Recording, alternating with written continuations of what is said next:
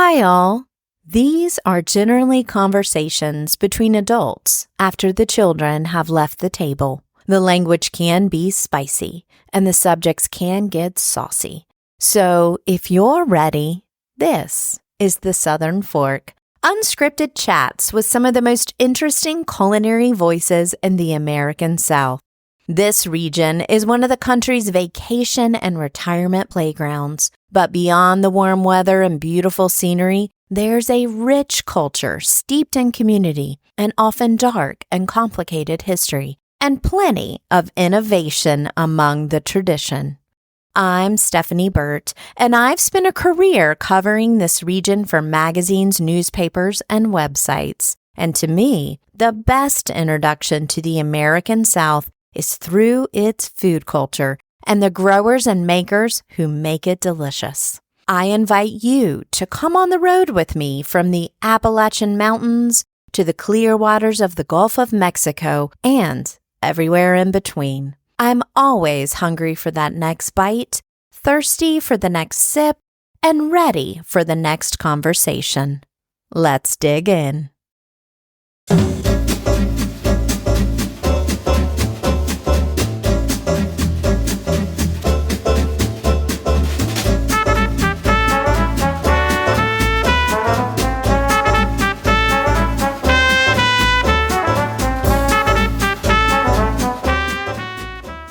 The South can be a messy place, and that's not just because we love to cover our biscuits and gravy. If you're interested in looking beyond the headlines and digging deeper into stories from the region, I've got a podcast for you. It's called The Broadside, and it's produced by our friends at WUNC, North Carolina Public Radio. Hosted by award-winning podcast producer Anissa Khalifa, The Broadside explores news, history, and pop culture rooted in the American South. Each week, the show explores a single topic impacting the region. Along the way, they zoom out and explain how it reverberates across the country. The Broadside is your source for Southern news and culture stories, which might not be on the front page, but definitely deserve a deeper look. So go ahead, follow and listen to new episodes of The Broadside every week, wherever you get your podcasts. Adrian Lipscombe is a native Texan, a chef, an urban planner, and a civic activist, though she prefers the term catalyst. In 2016, she moved to Crosse, Wisconsin, and opened Uptowne Café, a gathering place and a space for her to explore the synergy behind her Southern upbringing, Midwest ingredients, and African-American culinary history. In 2020, she founded the 40 Acres Project, which seeks to preserve the legacy of Black agriculture and foodways through the purchase of Black-owned land. She's also a founding member of the Muloma Heritage Center, a nonprofit exploring the African Atlantic influences in American culture. She serves on the board of the Edna Lewis Foundation. She's cooking at festivals and events all around the country, and even today was featured in New York Daily News for an upcoming Juneteenth celebration with the James Beard Foundation. Adrian currently lives in Austin while pursuing a PhD in urban and regional planning at the University of Texas at Austin. And yes, her intelligence and enthusiasm for life is an understatement. Welcome to the Southern Fork, Adrian. Hey, I'm happy to be here. I am so honored to have you. I remember last year when we were sitting in the hotel room in the last hours of FAB, the Women in Hospitality Conference that we both love attending. Adore. Get so much out of it. Oh, yeah. I block it off every year. Yeah, wonderful. But last year, you were on my panel. I use that term, because I take ownership of it and really try to do that. And I was so intimidated when I saw your name. Oh, my gosh, no. I was, because I respect you so highly. And I was so nervous. And this year, I'm going to get to talk to you for 30 minutes on the podcast. This is so much fun. I'm so excited. It's just the evolving of relationships here is just amazing. The reason I'm so interested in you as a person and a chef and a city planner and a thinker. You're such a thinker. You're a creative thinker. You build that around community. And I've read that, you quit thinking about only yourself years ago. Oh, yeah. I think I stopped thinking about myself after I had my first kid, because then I realized I am not the only one. When we're younger, it's about how fast we can move, how many, degrees you could get, how you're going to get married, what you're going to do in life. But when you have another one looking at you and you're looking at it and you're going, oh, I got to take care of you. You start realizing that the world works in a different way, and you realize that people were looking out for you as well. Yeah, you did not do it alone, right? No, you didn't do it alone. And then I started realizing the things that I was learning, and I slowed down to learn, benefited more than just my nuclear family, that it could really benefit the world and make the world a better place. That's where 40 Acres came from, right? Yeah.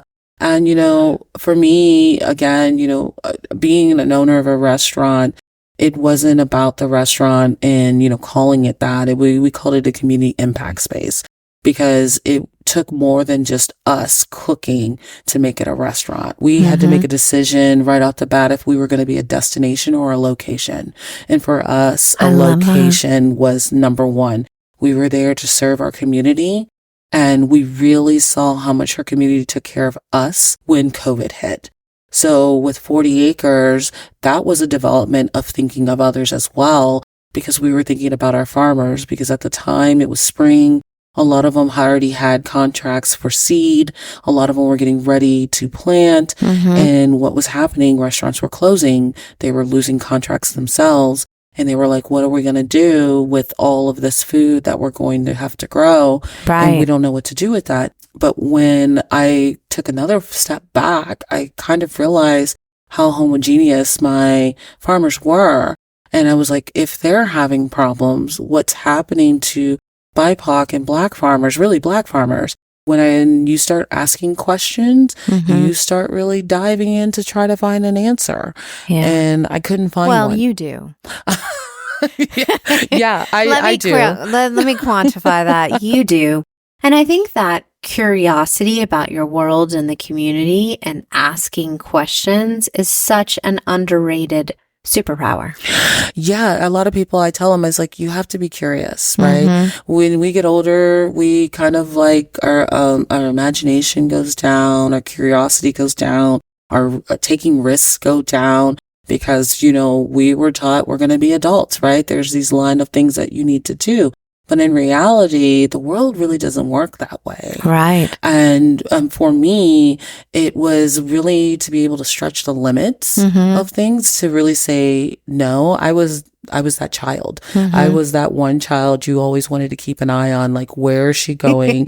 There's a fountain, I'm probably touching it. I'm old enough. Yeah, that's right. I'm old enough to know it's 10 p.m. Do you know where your children are? Yeah. Was that you? That was me. That was like the lights come on, or your kids, the lights outside, street lights come on.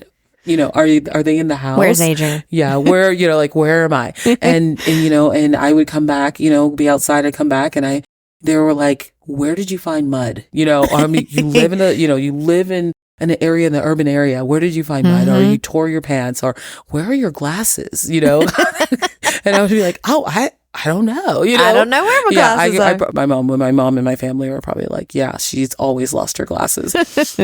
But that curiosity really kind of stamped out like at the beginning of my 20s. It was about going to college, getting married, getting your life together. When I had my first kid, you see their curiosity and you start discovering that you want to show them the entire world.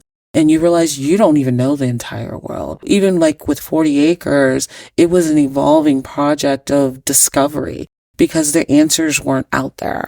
And especially at the time during COVID, I called organizations and either got no answer back from them, called and emailed, no answer back from them, or someone willing to talk to me but not having any answer for me on questions that I had because they didn't know. it's now been how many years? Oh my God, 3. It's going on 3 right. years, yeah. So tell me some of the good things that have happened, come out of this project. The craziest stuff, right?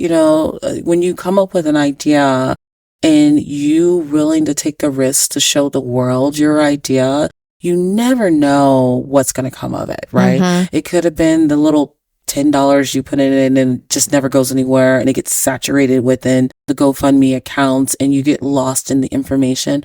Or things like buying land happens. Things like talking to the president happen. Taking phone calls from USDA happen. All of these things happen. All of these things did happen, or, you're meeting farmers from near and far that feel the same way. You're meeting people that get it. You're meeting not just chefs that get it, but you're meeting just community person that get it. And they finally get it enough that they need to support. Mm-hmm. And we saw that, we got that. We had community members that were like mailing checks. And especially for our restaurant, we really saw that when our community would buy gift cards and put them back in my name. Or, they would send a check. And that's kind of how 40 Acres kicked off. A check was sent to us and you start wondering, did you have an event? Did you need it to get ready for? And we realized it was just a check to us. We had to put the money somewhere because the community was looking at us to say, we know you could make a difference. Mm-hmm. And so we just took that forward into doing the work that we're still doing. I think a lot of us don't realize that we can make a difference. Would you agree? I really do agree. And really, it's contagious. It's the same thing I used to tell people. I was like, well, when you go out and decide to mow your lawn and your neighbors decide to come out and cut the bushes and then the other one's painting its fence, it's about the normalcy of getting along and being somewhat of the same, right? Mm-hmm. That you catch it and you understand it. I was the really goofball. It was never really seen as being smart. It was just, I wasn't like one that acted out, but I was one that just was different. I wanted to be able to be different. So, when the teacher asked you, what did you want to be when you grow up? I would say, I don't know, but I want to change the world. I had no idea what I wanted to be. I did think I wanted to be a neurosurgeon. And then, my teacher said, girl, you ain't got the eyes for that. And I realized I don't have the eyes for it. And you're like, well, I can mark that one thing off the list then. Yeah, and I still sometimes go, damn, I probably could have been a neurosurgeon. But, I think that standpoint of anyone can make a difference. And I tell people it's not even just making a difference, it's being the catalyst. Catalyst is great. And you're such a multi-passionate person. And you have to give yourself permission. It sounds like you've given yourself permission to be that your whole life, but then you had some space in the 20s where you tried to organize yourself a little more traditionally. Yeah, I think it was to try. Because it's about self-organization. Yeah, I think it was one, and in my 20s, it was definitely about trying to fit in. Mm-hmm. And I really figured out pretty quickly that I wasn't going to fit in. Right after graduating high school, I didn't go to college right away. A lot of things that happened, but one thing is that I was the eldest kid. And right after me was my sister. And my sister is brilliant, smart. She was a valedictorian. And we didn't have leadway to understand, how do you go to college? We came from a low income family. I kind of took it upon myself to be, when I turned 18, to be my sister's guardian, to take her to college and, look at things for her. And I started to realize maybe this is the route I'm supposed to be going. And this is the path that I need to be on. And I think if I didn't consider that, I may have gone to culinary a lot sooner. Mm-hmm. But my curiosity and passion of doing architecture and how I got into that was I took drafting classes in high school and I demanded to be in them and they didn't want me to because I was going to be the only girl. And there's a problem when you tell me, no, you're going to be the only girl, or, no, you can't do that. I'm going to prove you wrong as much as possible. For me, going and being able to design houses and 10-story and tall buildings in, downtown, that was enriching. Mm-hmm. It was discovering how we live. One part, going through the bachelor's and going to the master's degree, I really focused on resiliency. My family was naval, and so we moved every 2 years. So you can imagine the hurricanes that we've been through. I lived in Gulfport, Mississippi, not at the time where Katrina went through, but I had friends, I had family, I had teachers I still were like adore and knew that were living there. So part of me was experiencing this. I started to study, well, why are we building the same way over and over again? If we know that these devastation and climate change is happening, how are we building our cities? And that's kind of how I like evolved into really starting to look at cities. Again. It's the curiosity that got me. It's always a curiosity. And I also think one thing that is really interesting is the intentionality that you have when it comes to curiosity. Because I remember last year when you were on the panel and you were talking about your restaurant and you were talking about trees in the neighborhood. And I think about these things so much. The language that you have, the power of language. Do you see that other people call your restaurant a community impact space? Oh, most definitely. I mean, before we even really knew this was going to be a restaurant, I mean, granted, let me tell you, I thought I was going to open a bakery and just retire. I mean, this is hilarious to even think about today, when they were like, you need to build a business plan, and you're starting to build this business plan and you're starting to read other restaurants build business plans and you realize this isn't going to work, like, how are y'all surviving? I started realizing right off the bat that we were going to be different.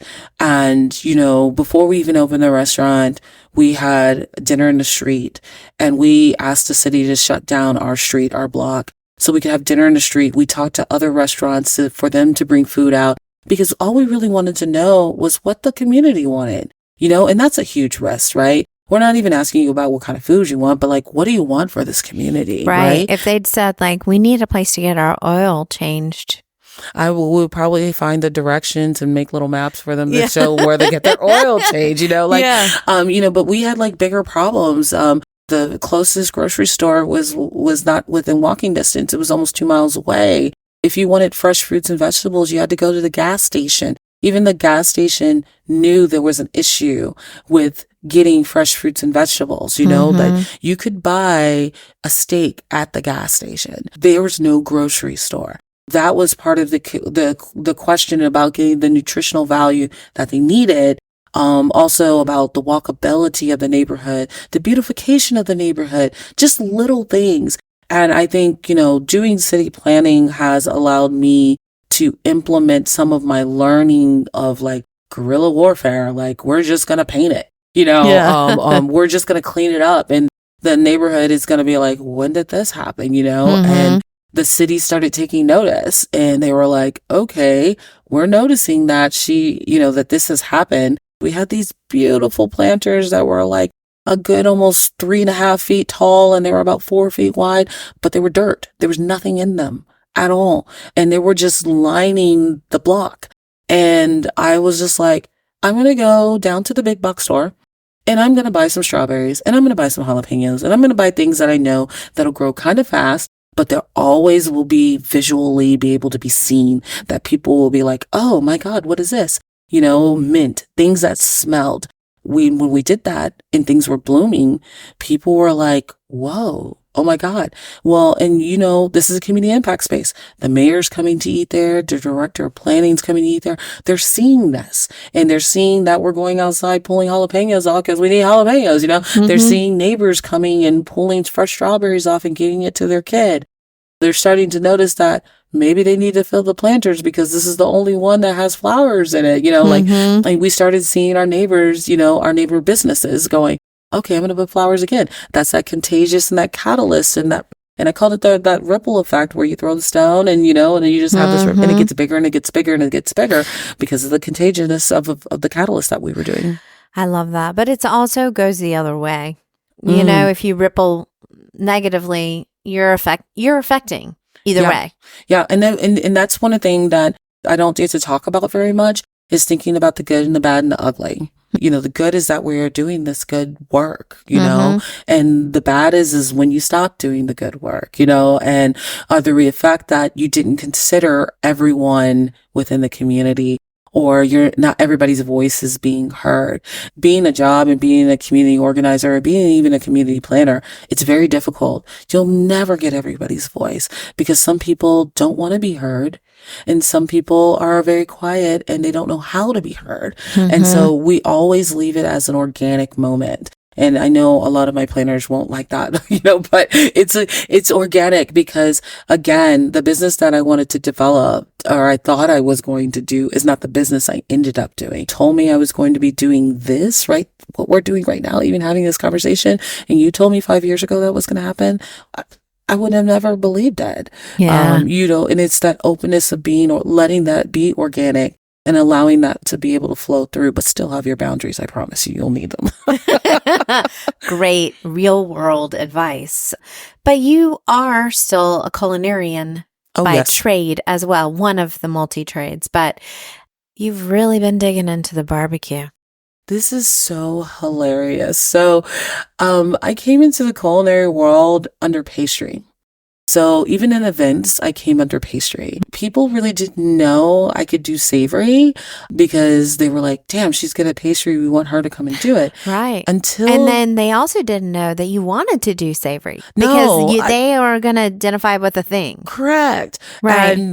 But I think what got me noticed was, I had an event and one of the chefs weren't there and they needed another dish. And I said, oh, I could do it. And so I did it and they were like, you're not pastry. And I go, no, I'm multifaceted. I can do both ends. I came into the world going, oh, you had to be pastry because, we're just going to say it. A lot of chefs don't do pastry, but a lot of pastry can do savory. And the difference and the reason of that is it's a different style. It's not just cooking versus baking is different.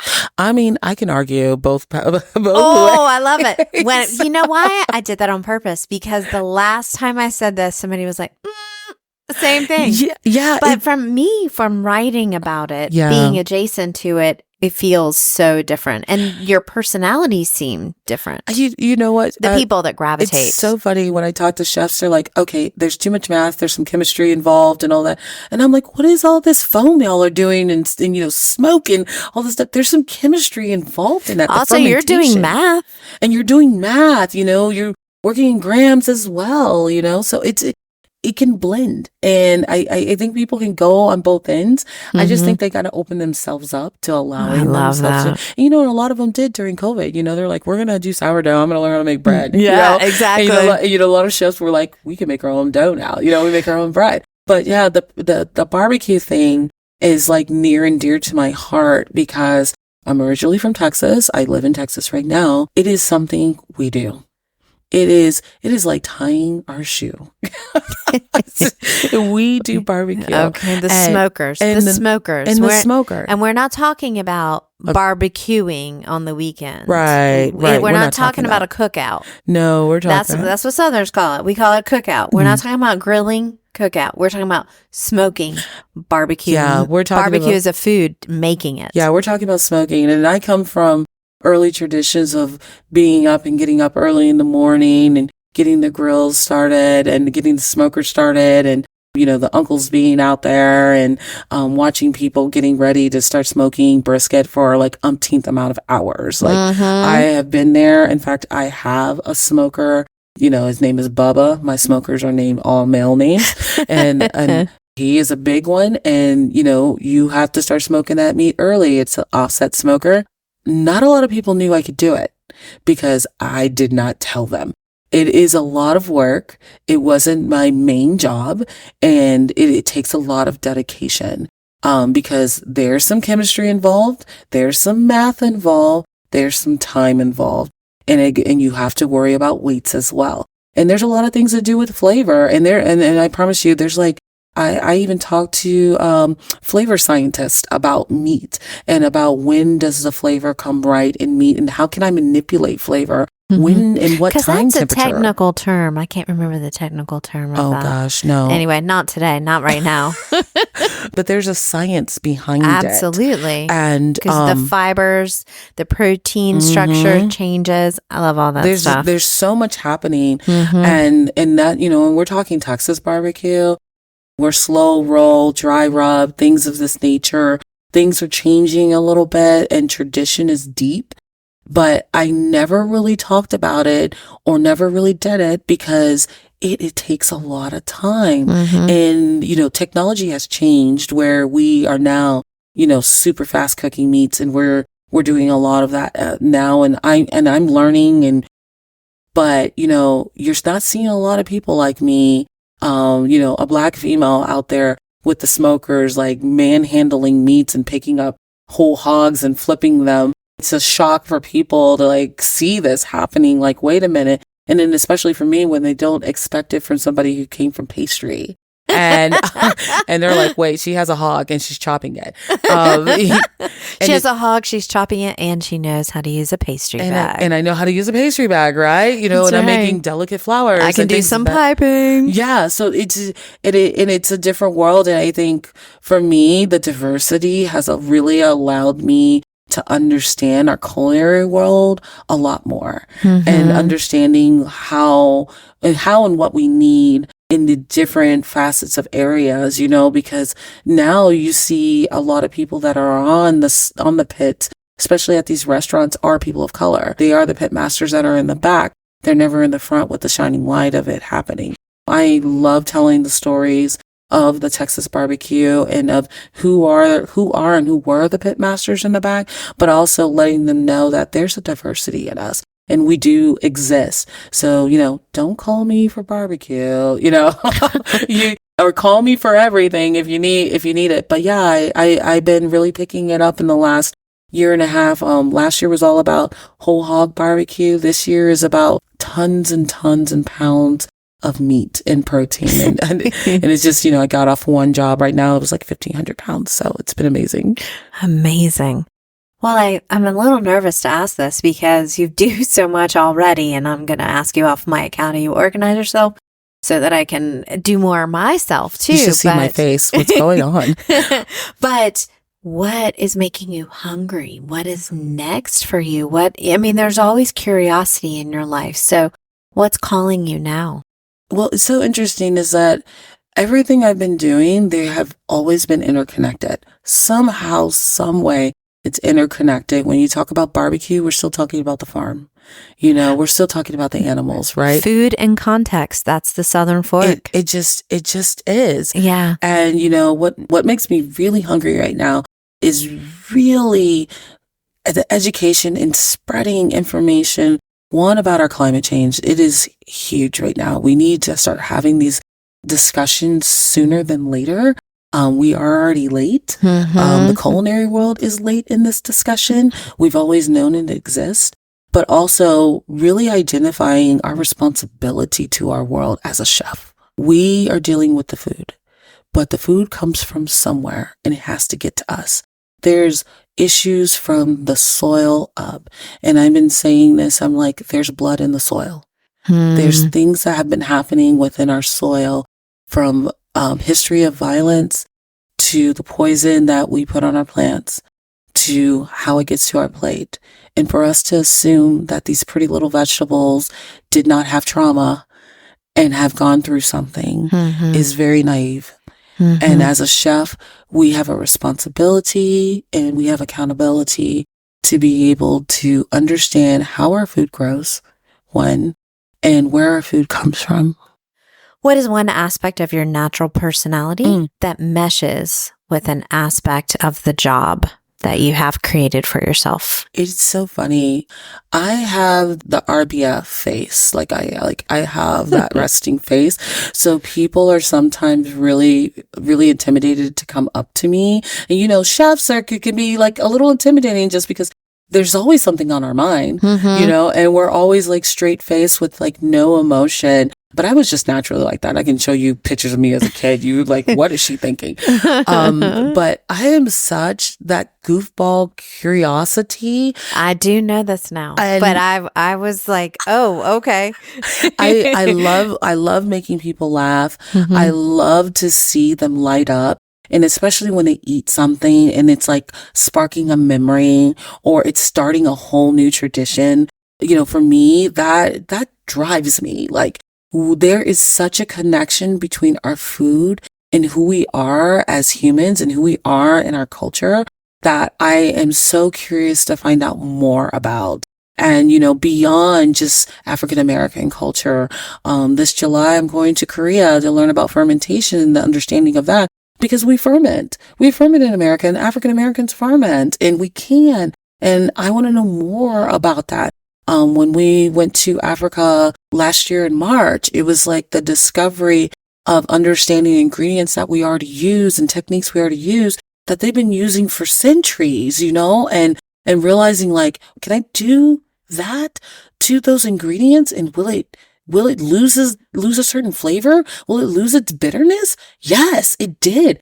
I mean, like, I think we find that we concentrate so solely on what's happening within our restaurant that we are not going outside the doors to really realize that our world and our food spans.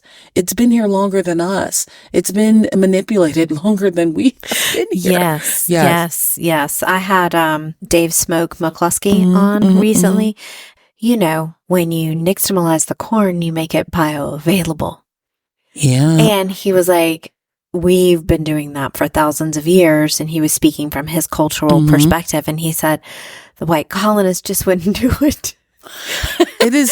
And I just was like, yeah, it's true. Yeah. Because I get it, because I always knew that. And I knew that but it's not bioavailable. But then when my granny makes cream corn, you're breaking down that outer husk, that outer capsule, and that's making it bioavailable. It's also making it delicious and full of butter and salt. But I mean, it's the same thing. Like, I think a lot of my drive is also learning from other chefs. And you talk about nixtamalization. I went to go see Carlos Rabas in Baltimore, and I was like, teach me your ways. I'm from San Antonio. And my culture is part of the Latin American culture, the Mexican culture there. Yeah. And so, while people were chasing ice cream trucks, I was chasing the paleta man down the street, and eating corn tortillas and eating flour tortillas wrapped in butter and not PBJs. The diversity of my culture, when people look at me, they automatically think Black. And I have to explain to them, and especially within my food, that no, it's not. And that we are so multifaceted and multicultural that this is in my culture too, and that you can't label me or put me in a box just because of the color of my skin. I love it. What is keeping you up at night? Everything. I think what keeps me up at night is sometimes it gives me like anxiety. Am I relevant? Oh. Am I relevant? It's the things that I am talking about. Is it relevant? Am I really understanding and grasping everything?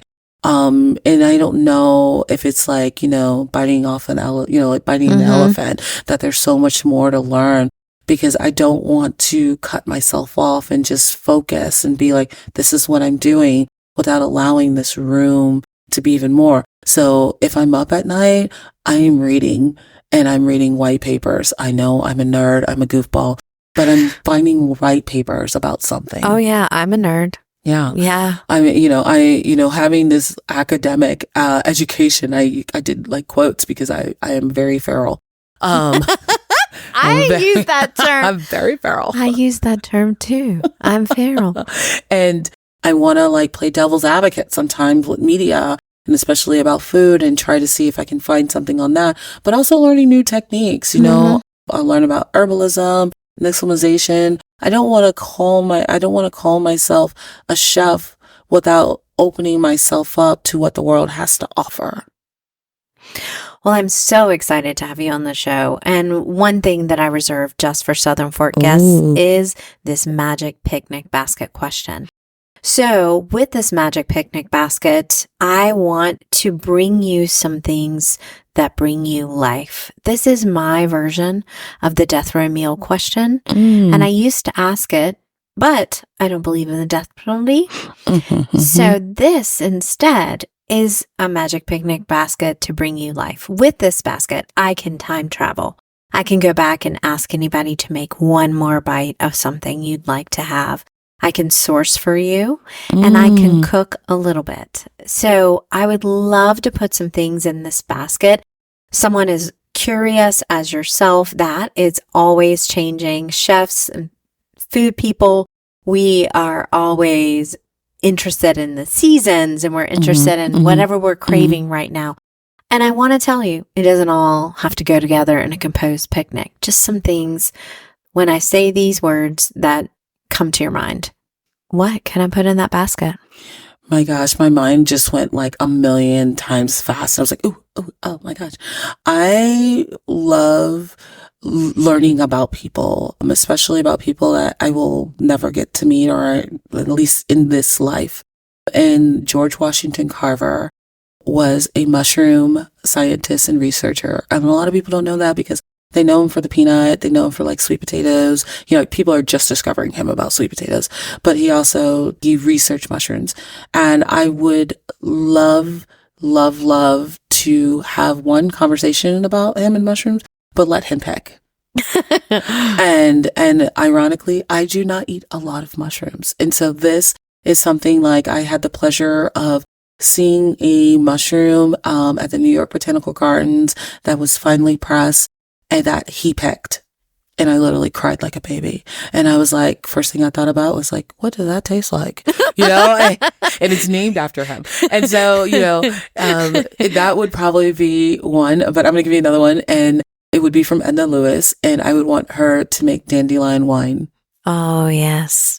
I would like her to make dandelion wine. And she'd be like, girl, you brought me back for that? But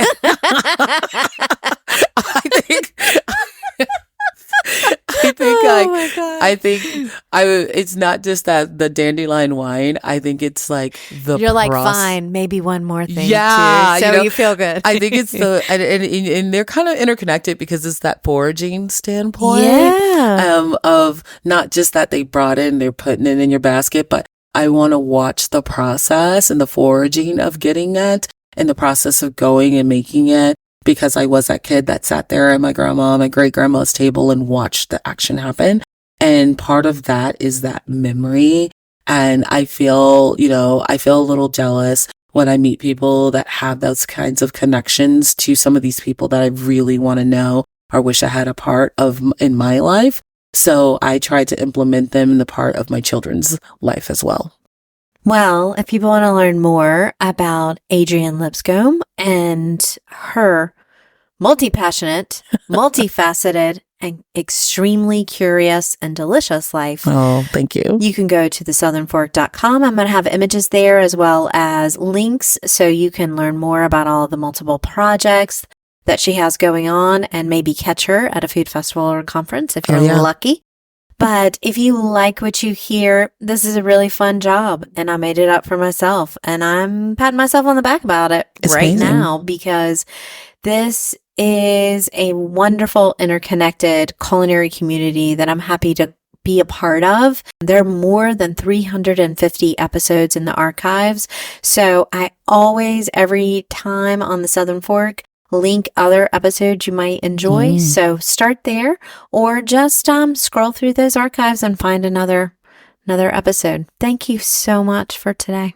Oh, thank you for inviting me.